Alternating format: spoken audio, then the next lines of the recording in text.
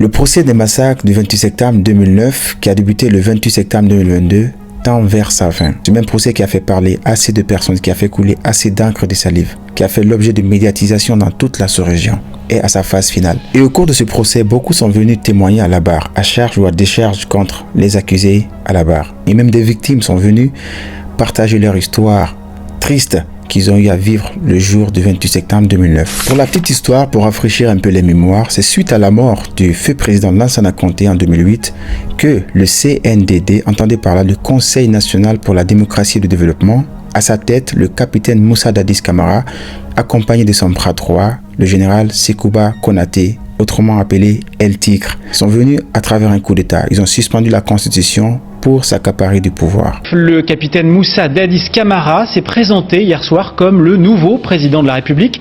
Quelques heures auparavant, il avait été acclamé par la foule dans les rues de la capitale, Conakry.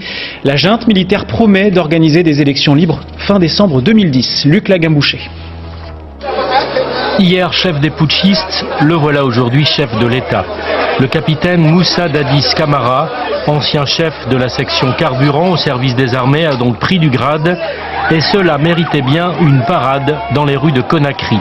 Les putschistes défilent dans la capitale pour afficher à toute la population la détermination de la junte et de leur nouveau président autoproclamé. Nous, l'armée guinéenne, on est content, on est satisfait. Vraiment, on a nommé un officier sur nous, c'est bon. À bas des généraux, à bas des anciens, à bas des vieux. Difficile pour la population de ne pas acclamer ce nouvel homme fort qui donne 24 heures aux membres du gouvernement et aux militaires non ralliés pour se rendre dans un camp de la capitale. Alors à l'époque, le capitaine Dadis, chaud bouillant, très jeune, à l'allure de révolutionnaire et panafricain, venait avec une lueur d'espoir.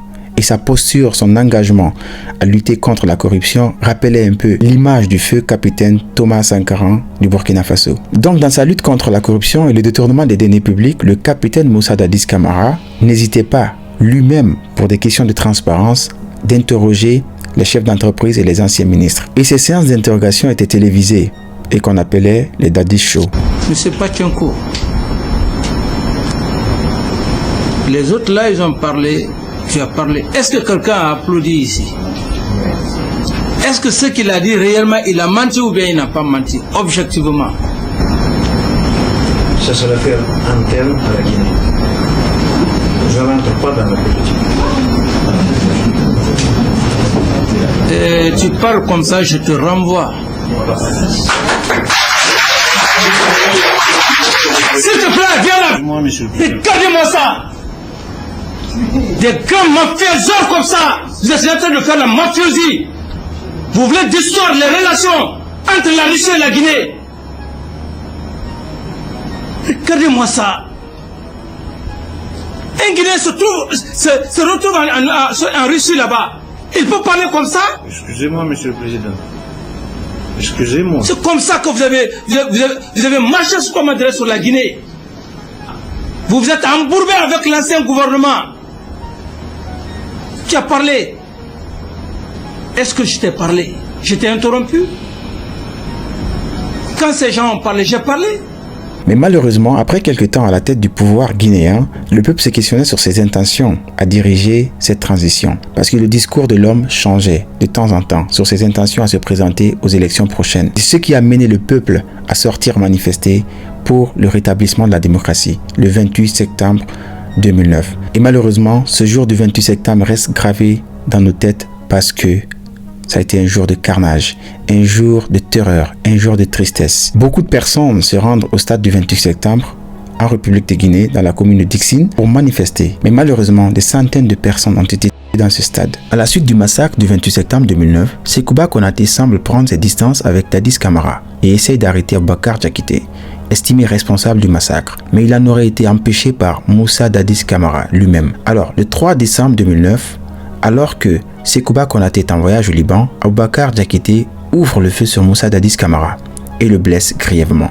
Ce dernier est alors hospitalisé au Maroc et Sekouba Konaté devient l'homme fort du régime. Alors retenez bien, il passe du ministre de la Défense d'alors et numéro 2 du CNDD à président par intérim de la transition, après le 3 décembre 2009. 18 h dans le centre-ville de Conakry.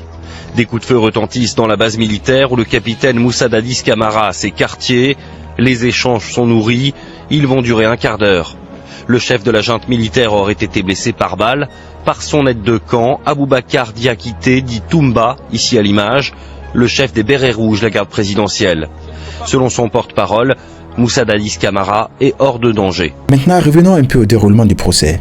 Au cours de ce procès, comme je le disais tantôt, on a vu beaucoup de personnes venir à la barre pour témoigner de leur expérience qu'ils ont eu à vivre le jour du 28 septembre 2009. On a tous remarqué par exemple des leaders comme Baouri, comme Lucien Ifal et beaucoup d'autres personnes qui ont été citées et qui sont venus s'expliquer à la barre. Mais malheureusement, on n'a pas vu le général Konaté qui était bien sûr le numéro 2 du CNDD. Et pourtant, il a été cité à maintes reprises par son ami et allié, le capitaine Moussa Dadis Camara à la barre. D'ailleurs, ces derniers jours, les avocats sont sur la phase de plaidoirie. Un des avocats a demandé au président du tribunal de condamner le capitaine Moussa Dadis à une peine à perpétuité. Et cette action de cet avocat à la barre met le capitaine Moussa Dadis Camara hors de lui, sur ses nerfs, qui se sent trahi, qui sent une certaine injustice envers lui, qui sent qu'on met tous les fardeaux sur lui, toutes les responsabilités sur lui. Alors que normalement, son numéro 2, le général Sekouba Konaté, était censé répondre à la barre. Mais si vous ne pouvez pas comprendre parce que vous êtes civil, nous les militaires, on le comprend, c'est déjà un complot. Pourquoi le jour des événements, il a quitté? C'est pour cette raison que j'exige que Sekouba vienne ici. Mon capitaine.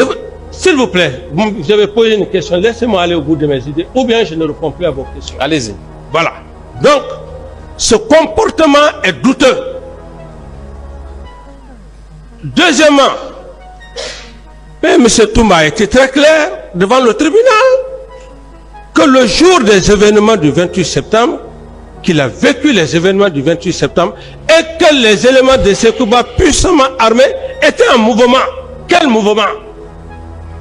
Est-ce qu'il y avait une crise que les éléments du ministre de la Défense puissent être en mouvement? Et moi je pense que quelque chose cloche et que Dadis a ses raisons de s'énerver et de s'emporter contre cette volonté de mettre toute la responsabilité sur lui. Pour tous ceux qui ont suivi le procès jusqu'aujourd'hui, on remarque à chaque fois qu'on pose la question à Toumba de parler du général Konaté et d'expliquer de la manière à laquelle il a pu s'échapper des frontières guinéennes. Il esquive toujours ces questions et refuse de répondre à ces questions. Et surtout quand il est question de parler du général Konaté, soit il parle de lui avec autant de respect, autant de considération, en faisant croire qu'il n'a aucune idée de ce qui s'est passé le 28 septembre, ou de ne pas l'impliquer dans cette affaire du 28 septembre. Je pense qu'il y a quelque chose qui cloche.